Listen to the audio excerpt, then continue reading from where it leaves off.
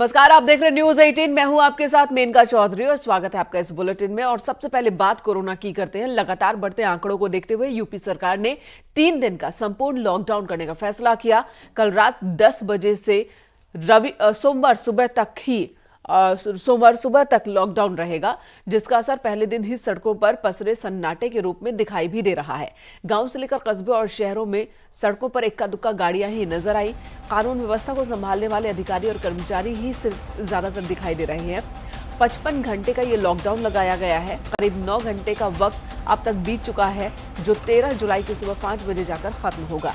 इस दौरान सरकार ने लोगों की सुविधाओं को देखते हुए जरूरी सेवाओं पर किसी भी तरह की रोक नहीं लगाई है, यानी कि ये सभी सेवाएं लोगों को सुचारू रूप से मिलती रहेंगी।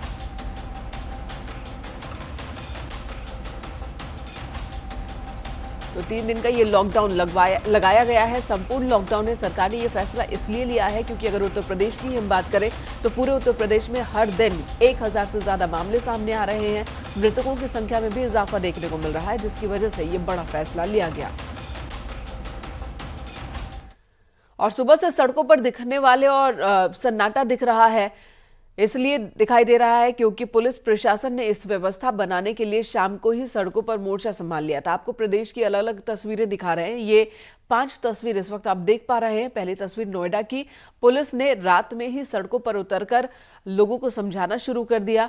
भीड़भाड़ वाली जगहों पर जाकर लोगों को लॉकडाउन के बारे में जागरूक किया और सलाह दी कि आप घर में ही रहें। गाजियाबाद में रात 10 बजने से पहले कुछ सामान्य स्थिति थी, लेकिन 10 बजते ही पुलिस ने सख्ती बढ़ा दी और चेकिंग अभियान भी शुरू कर दिया। प्रयागराज की बात करें, यहां पर भी पुलिस ने बैरिकेडिंग कर लॉकडाउन का सख्ती से पालन कराया। मुरादाबाद में पुलिस प्रशासन सड़कों पर दिखाई दे रहा है और लोगों से घरों में रहने की लगातार अपील की जा रही है। जबकि आखिरी तस्वीर ये बांदा की, जहां पर पुलिस की सख्ती का असर सड़कों पर शाम से ही दिखने लगा था, क्योंकि पुलिस ने सड़कों पर उतरकर लोगों को 3 दिन के लॉकडाउन के बारे में जानकारी दी और घर में रहने को कहा।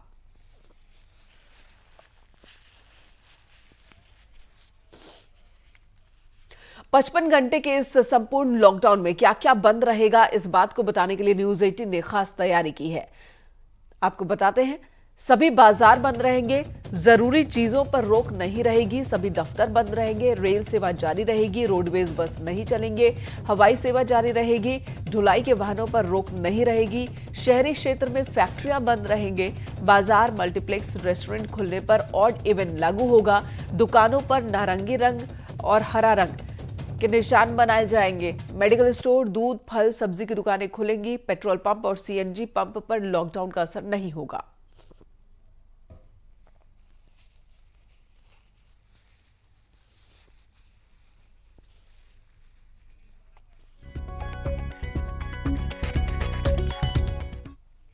और यूपी में 3 दिन के लॉकडाउन के पहले दिन ही दिल्ली नोएडा बॉर्डर पर भी सख्ती दिखाई देने लगी है। जो लोग बाहर निकल रहे हैं उन लोगों को पुलिस बैरिकेडिंग कर रोक रही है और पूछताछ भी कर रही है। बेवजह बाहर निकलने वालों को वापस घर भेजा जा रहा है।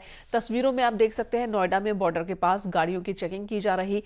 जिन लोगों को लॉकडाउन में निकलने की छूट मिली उन लोगों को जाने दिया गया, लेकिन जिन लोगों के बाहर निकलने पर रोक है उन लोगों के साथ सख्ती की जा रही है।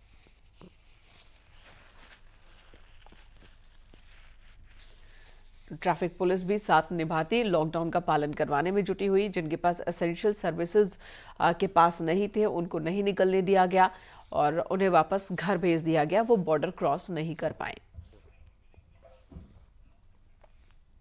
और 24 घंटे में यूपी में कोरोना के रिकॉर्ड 1347 केस हुए। पिछले 24 घंटे में 27 कोरोना मरीजों की मौत हुई है, ये एक बड़ी खबर है। 660 लोग एक दिन में ठीक होकर घर भी लौटे हैं। एक्टिव मरीजों की संख्या 11,000 के पार पहुंच चुकी है। अब तक यूपी में 889 लोगों की जान जा चुकी है कोरोना की वजह से।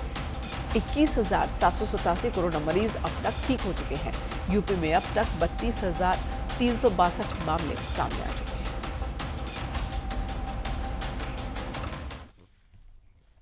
इधर देश में कोरोना वैक्सीन को लेकर बड़ी खबर इस वक्त सामने आई है। संसदीय समिति ने जानकारी दी है कि इस साल कोरोना वैक्सीन नहीं आएगी।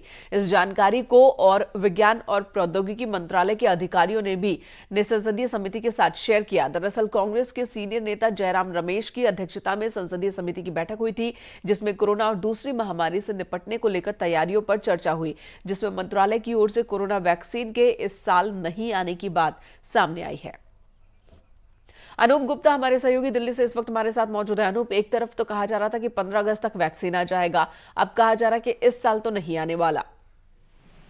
बिल्कुल, देखिए जिस तरह से एक आईसीएमआर का एक लेटर सामने आया था जिसमें साफ तौर से हिदायत दी गई थी कि 15 अगस्त तक वैक्सीन को लॉन्च किया जाए, लेकिन जिस तरीके से कल जयराम रमेश की अध्यक्षता में विज्ञान और प्रौद्योगिकी मंत्रालय की स्टैंडिंग कमेटी की बैठक हुई, उसमें बाजाप्ता अध्यक्ष की तरफ से पूछा गया अधिकारियों से कि कोरोना वैक्सीन को लेकर तमाम बातें बाजार में कही जा रही है, अफवाहें उड़ाई जा रही है, हकीकत क्या है उसमें। उसके बाद अधिकारियों ने साफ तौर से कहा कि चूंकि कुछ कंपनी को ट्रायल के लिए दिया गया है, ट्रायल के लिए उसे लाइसेंस प्रदान किया गया है, लेकिन उन्होंने संभावना जताई कि इस साल में तो संभव नहीं हो पाएगा कोरोना वैक्सीन पब्लिक के लिए।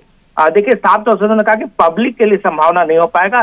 जाहिर सी बात है कि 2021 के शुरुआत में जरूर कोशिश की जाएगी कि इस वैक्सीन को बाजार में उतार दिया जाए। जी, धन्यवाद अनूप इस वक्त पूरी जानकारी देने के लिए।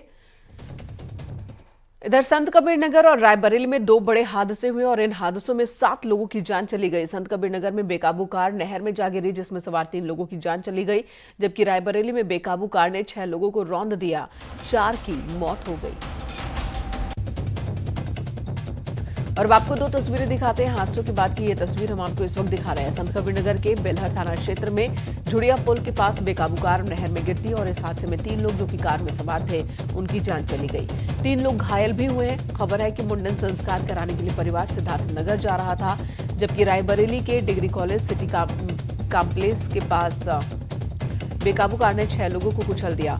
इस हादसे में 4 लोगों की मौत हो गई, 2 घायल हैं जिन्हें हॉस्पिटल ले जाया गया।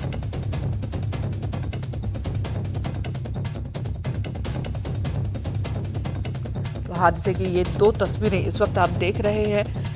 अलग अलग जगह हादसा, संत कबीर नगर और दूसरी तस्वीर रायबरेली की। अमित अग्रही हमारे सहयोगी संत कबीर नगर से इस वक्त हमारे पास है, साथ जुड़े हुए हैं। अमित, आखिर ये हादसा कैसे हुआ?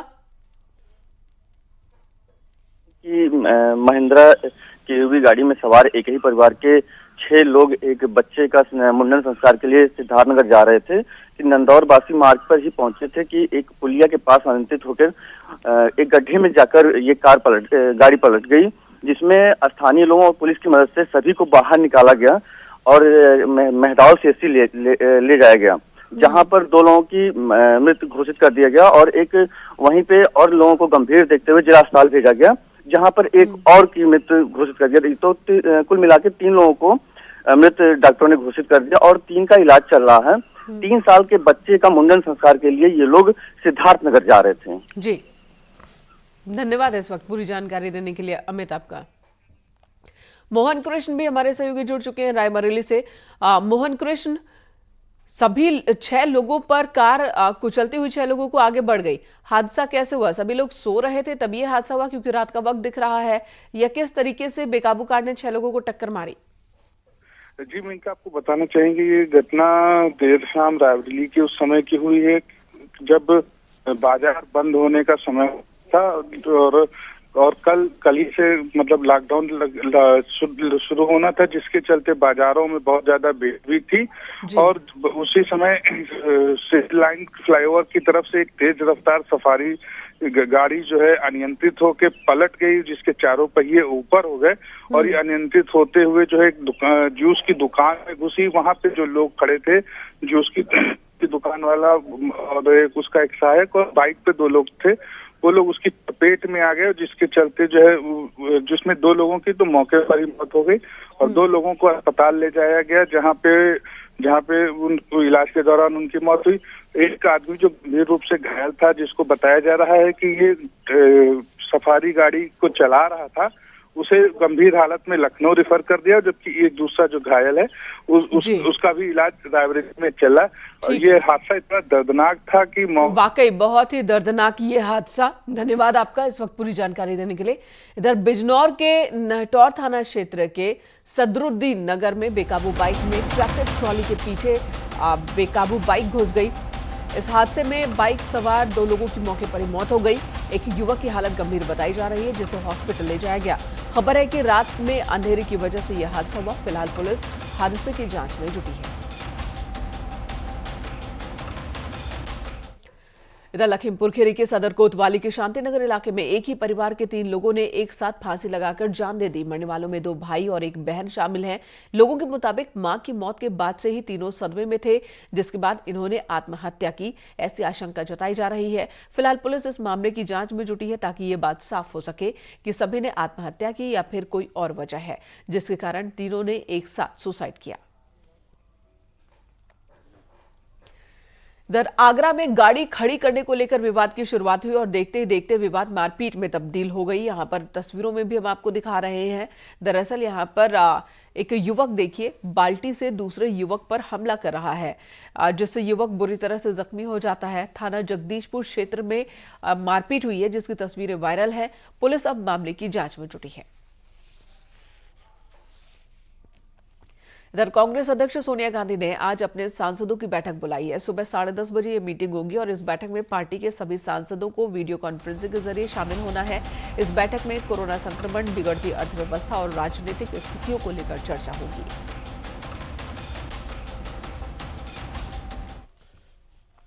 कोरोना वायरस की इस महामारी के बीच सुप्रीम कोर्ट ने एक अहम निर्देश जारी किया है। कोर्ट ने कहा कि अब कोर्ट समन व्हाट्सएप और टेलीग्राफ के जरिए लोगों को भेजा जाएगा।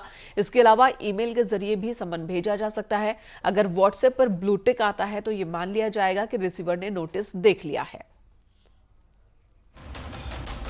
तो एक बड़ा फैसला लिया गया है अदालत की ओर से कि जो अदालतें हैं वो अब व्हाट्सएप का इस्तेमाल कर सकते हैं। टेलीग्राम के जरिए भी नोटिस भेजा जाएगा। हालांकि टेलीग्राम का इस्तेमाल पहले भी किया जाता रहा है, लेकिन अब व्हाट्सएप का भी इस्तेमाल किया जाएगा।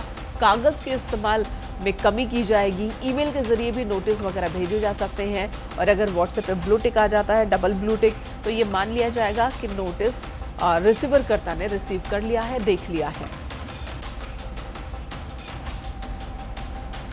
और इस फैसले के पीछे जो बड़ी वजह सामने आ रही है वो ये कि कोरोना की वजह से कागजों का इस्तेमाल कम हो और साथ ही चूंकि लोगों की संख्या बहुत कम है इस वक्त काम करने वाली जगहों पर, तो ऐसे में कम से कम मैन पावर में काम तेजी से किया जा सके।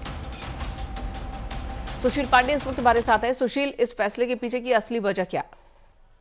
मेनका जिस तरह साफ तौर से लॉकडाउन चल रहा है और तमाम जो शासन है, प्रशासन है या प्राइवेट कंपनियां हैं वो डिजिटलाइजेशन की तरफ ज्यादा मुड़ रही हैं और इसी वजह से मेनका सुप्रीम कोर्ट ने एक अहम आदेश दिया है, क्योंकि सुप्रीम कोर्ट में देश भर में जो अदालतें चल रही हैं वो फिलहाल अभी जरूरी जो केसेस हैं उन्हीं को हैंडल कर रही हैं, लेकिन इस बीच तमाम लोगों को समन जो भेजा जाता है या जो नोटिसेस भेजे जाते हैं वो फिलहाल डिजिटलाइजेशन की ओर अब फिलहाल अदालत की तरफ से मोड़े गए हैं। और सुप्रीम कोर्ट का मेनका एक अहम फैसला यह है कि अब तमाम लोगों को व्हाट्सएप और जो डिजिटल जो साइट्स है टेलीग्राफ, उसके द्वारा उनको नोटिस भेजा जा सकेगा। इस पर मोहर लगा दिया है देश की सबसे बड़ी अदालत ने।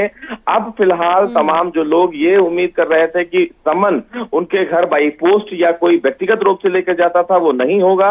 अगर अदालत उन्हें नोटिस जारी करता है, समन जारी करता है, तो व्हाट्सएप या ईमेल या टेलीग्राफ के जरिए उन्हें फिलहाल वो समन भेजा जाएगा। अगर डबल टिक देखा गया तो ये माना जाएगा कि वो समन उन्होंने देख लिया है। फिलहाल एक नई बड़ा फैसला लिया गया। धन्यवाद। टिड्डियों के हमले से किसान परेशान है और इन किसानों की बात करते हैं। ये बात तो सबने सुनी होगी, लेकिन फिरोजाबाद जिला जेल में टिड्डियों ने जमकर आतंक मचाया। जिला जेल की 7 एकड़ जमीन पर लगी फसलों को जमकर नुकसान पहुंचाया टिड्डियों ने। जब तक कोई कुछ समझ पाता तब तक टिड्डियों ने काफी फसल को नुकसान पहुंचा दिया था। जेल प्रशासन के मुताबिक जेल की 7 एकड़ जमीन पर कद्दू, लौकी, तोरई, पालक समेत कई तरह की सब्जियां उगाई जाती हैं, जिसे भारी नुकसान हुआ है। 2 तस्वीरें अब आपको दिखाते हैं, देखिए जरा किस तरीके से टिड्डियों का आतंक हर तरफ देखने को मिल रहा है। पहली तस्वीर आप देख रहे हैं, जेल के अंदर कैदियों ने थाली कटोरी पीट कर। पहली तस्वीर में आप देखिए टिड्डियों का आतंक, फसलों को चौपट करते ये टिड्डी, और दूसरी तस्वीर में जेल के अंदर एक थाली और कटोरी का इस्तेमाल कैदियों ने किया टिड्डियों को भगाने के लिए। ये तब तक चलता रहा, टिड्डियों ने अपना ठिकाना नहीं बदल दिया तब तक, यानी कि जिला जेल को छोड़कर अब टिड्डियां आगे बढ़ चुकी हैं। जिला प्रशासन और बंदियों ने अब राहत की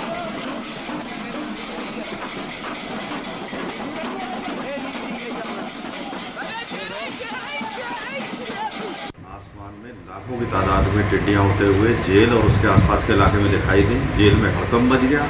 हमारी भी 7 एकड़ के लगभग खेती की ज़मीन है। जिसमें इस टाइम कद्दू, लौकी, खीरा, तोरई, पालक की सब्जी है।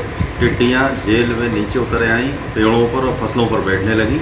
उनको भगाने के लिए बंदियों ने थाली, कटोरी, खाली कनस्तर, बर्तन, भगोने के ढक्कन आदि बजाकर शोर मचाया और टिड्डियाँ सब भाग गईं। उधर हरदोई के अहिरोरी और बिलग्राम इलाके में गंगा किनारे टिड्डियों के दल ने धावा बोल दिया। टिड्डियों के झुंड को देखकर गांव वालों ने शोर मचाना शुरू किया, थाली बजाकर भगाने का काम किया ताकि टिड्डियों से फसलों को बचाया जा सके। तस्वीरों में भी आप देख सकते हैं टिड्डियां सामान किस तरीके से किसानों के खेतों में दिखाई दे रही हैं। किसान परेशान है क्योंकि टिड्डी दल जिस भी खेत में बैठते हैं खेतों की फसलों को नुकसान पहुंचाते हैं। गाँव में टिड्डी दल ने दस्तक दी है, जिसमें हमारे किसान भाइयों के सभी क्षेत्र के जो भी मसौना, माऊ, जफरपुर, मढ़िया, पुरवा, इन सभी गांवों की ज़मीनों में टिड्डियों ने दस्तक दी है। ये टिड्डी मैंने देखो पकड़ के दिखाई है और कृषि विभाग जो है अभी यहाँ पे कोई शासन प्रशासन से कोई भी अभी नहीं आया है। तो यहाँ किसान टिड्डियों से परेशान। उधर गोरखपुर में बारिश के कारण जनजीवन अस्त व्यस्त हो गया। शहरी क्षेत्र में कॉलोनियों में पानी भर गया तो ग्रामीण क्षेत्र में नदियों के बढ़ते जलस्तर ने लोगों की धड़कनें बढ़ा दी हैं। सभी नदियां खतरे के निशान के पास पहुंच चुकी हैं। सरयू, राप्ती, कुआं खतरे के निशान से कुछ कम बह रही हैं तो रोहनी भी खतरे के निशान पर पहुंचने वाली नजर आ रही है। लगातार हो रही बारिश के कारण जनजीवन अस्त व्यस्त हो गया है। नदियों का जलस्तर तेजी से बढ़ रहा है। अब गोरखपुर में जितनी भी नदियां बह रही हैं सभी खतरे के निशान के करीब पहुंच चुकी हैं। आने वाले 1 या 2 दिनों में ही सभी नदियां खतरे के निशान को पार कर जाएंगी, क्योंकि मौसम विभाग ये दावा कर रहा है कि 10 तारीख से लेकर 13 तारीख तक गोरखपुर में मध्यम से भारी बारिश हो सकती है। अखिलेश पांडे के साथ रामगोपाल द्विवेदी, न्यूज 18 गोरखपुर।